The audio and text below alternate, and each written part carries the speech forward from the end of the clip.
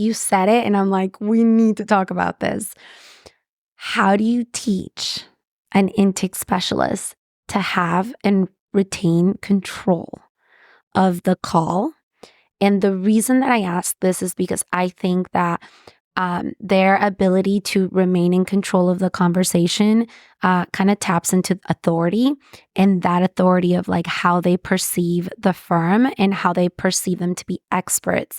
And I think oftentimes lawyers don't understand or don't want to acknowledge that because this is the first point of contact potentially, typically it is, right?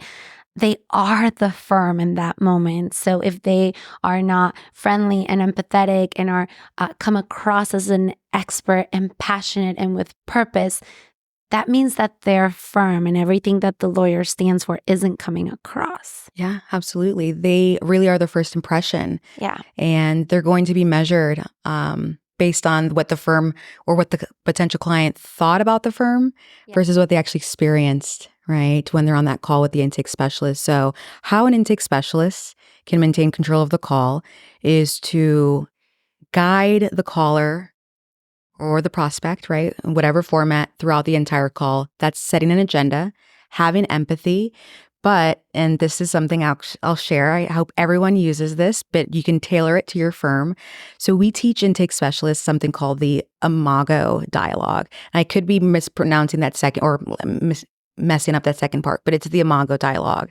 And it teaches the intake specialist to be able to validate, to empathize, but segue into a solution. Otherwise, it just becomes one big therapeutic session of, oh my God, I can't believe that happened to you. That sounds terrible. I know. Let me tell you more. And it just continues, and it's in a 1-hour call. So what we teach them is to empathize. You can validate, and then we have a list of one-liners that they can use that segues them into the solution. So for instance, right, I could validate you and empathize with you, and I'm so glad. Hold on. When you say validate and empathize, do you teach them to like say what they said? What do you call it when you do that? To mirror. It's part of the Imago dialogue. Oh, okay. Yes. So that's what I'm going at. It's like very Chris Voss. Yes. If you've ever read Never Split the Difference, it's like you mirror back to them. Right. Yes. You validate. Yes. Often when someone is repeating themselves over and over again, when we think about our own personal relationships,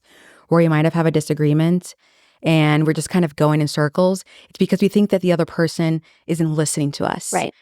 So we don't think that they understand. You mirror. How do you validate? What's the difference between mirroring and validating? Why don't you explain what the difference is? Yes. So if I am showing empathy, right, I am acknowledging that I can imagine how you feel.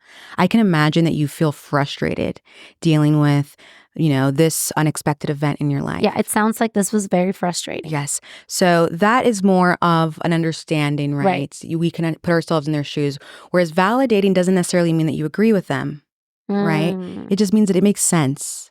It makes sense. And this will be a joke. It makes sense that you might be a little frustrated because you've left 3 voicemails to your paralegal and you haven't received a call back. It makes sense that you feel that way. I'm not agreeing with them. I'm not saying what you're saying is right, but it stops that call from becoming an unhinged call of projecting and a very upset caller on the other line.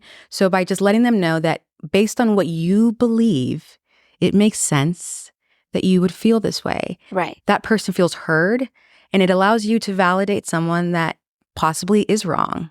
Right? But we don't have to disagree with them, but we're able to maintain control of the call and then segue the solution. So it makes sense that you feel X, Y, and Z, and I'm glad that you called me for help. And what I want to do next is you just completely segue into the solution. That's so powerful. Just validating them helps to end and land the plane, especially if the emotional caller is maybe upset over their case getting rejected, which is very common.